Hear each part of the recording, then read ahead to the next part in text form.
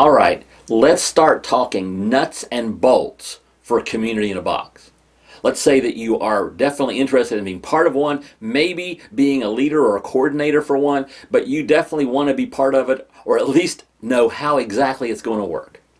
Well, let's start out with some real basic stuff. We're going to begin these with people you already know. They could be neighbors, they could be just people that you're already acquainted with from church, people you serve beside in church, people you just know from whatever in church, maybe your connection group.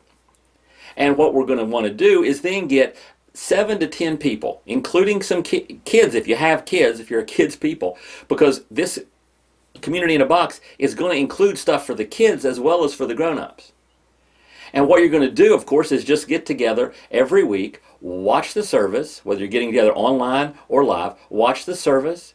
There'll be some stuff for the kids to do as far as the children's ministry, and then you have a chance to fellowship and talk about it. If you want to eat before, during, or after, well, we're really good with food.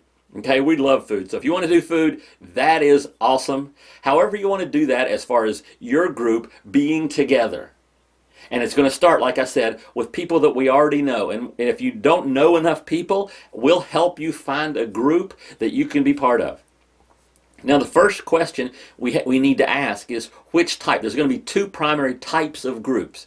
There will be groups that are primarily live. They get together as much as possible or as often as possible, and everyone who is physically able, and no one's personally quarantined.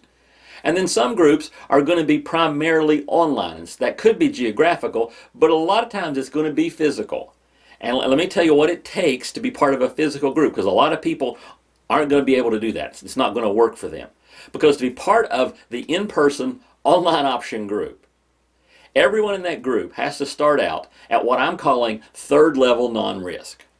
Third level non-risk of catching the coronavirus. Number 1, they have to be not at risk personally. You have to be somebody who's not in any one of those categories that if you catch this could be very, very bad for you. Because we don't want to be helping spread this to people, into anybody, but especially people who are at risk. So first level means I'm personally not a high-risk category. Second level means no one in my home is a high-risk category. We're all first level people. But level 3 means there is nobody that I associate with on a regular basis who's an at-risk individual. Let me give you a couple of examples of both of those. So let's say you could be a low-risk person, but you have a child who has respiratory issues. Well, then you're not going to be wanting to be part of a live group because it's too dangerous for your kid. It could be that you go regularly, once a week or so, and check in on an older person, a parent or something, or a grandparent. You don't want to be part of a live group, okay? So, in-person groups are only for groups of people where everybody has no level 3 risk. It's tough. There's not going to be a lot of people who are going to be able to be in purely live groups. Online groups, well, of course, they're for people who are either in one of those 3 categories. So, and there's a lot of people who fit that group. So a lot of this is going to be online community. And you're going, what's that going to look like? It's going to look like each person setting up to watch, and we'll explain in a little bit later how to do that, how to set up to watch, so that you're watching the sermon and the worship service together and at the same time. So you're watching it live. And you have on another device, say a phone, you're using something else. Like we're recommending an app called Zoom. Zoom is really good for you being together. So as you're watching, you can actually text back and forth with the Zoom app to each other. You can say, hey, that's something, can we talk about, that's an interesting point. Can we talk about that later? After the message is over. Or I missed that last point. What was that point? Could you repeat that for us? Because we're going to try to have it so that you have the notes so that you can fill in the blanks and everything. And you miss a point, you just how you would normally just lean over to the person next to you and say, what was that point? And they can just type it back to you. So you're going to be part of a group. But let's say just now you're going to be the leader of the group, because somebody has to organize all this. The leader doesn't mean you're going to do a lot of talking. It just means you're going to make sure everything that needs to get done gets done. Now, obviously, if you're organizing and the organizer or the leader for a live group, you're going to be the one setting up, probably in your own home, for people to come over.